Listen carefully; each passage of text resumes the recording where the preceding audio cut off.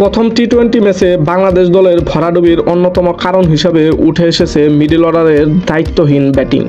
বিশেষ করে শামীম হোসেন ও নুরুল হাসান যেন ব্যাটিংয়ে কোনো পরিকল্পনা নিয়েই নামেননি।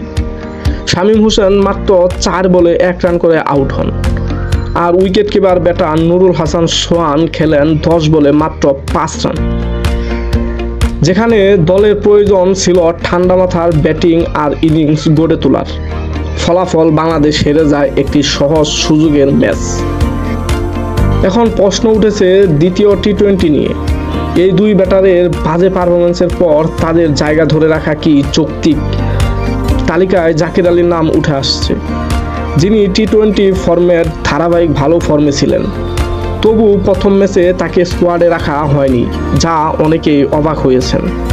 কিন্তু এবার সম্ভাবনা তৈরি হয়েছে, জাকির আলী হয়তোবা শামীম বা নুরুলের জায়গায় দ্বিতীয় ম্যাচে জায়গা পেতে পারেন। তবে প্রশ্ন রয়ে যায়, আপনার মতে জাকির আলীর জায়গা হওয়া উচিত কার পরিবর্তে, শামীম না নুরুল, নাকি দুজনের জায়গায় পরিবর্তন দরকার? কমেন্টে জানান আপনার মতামত।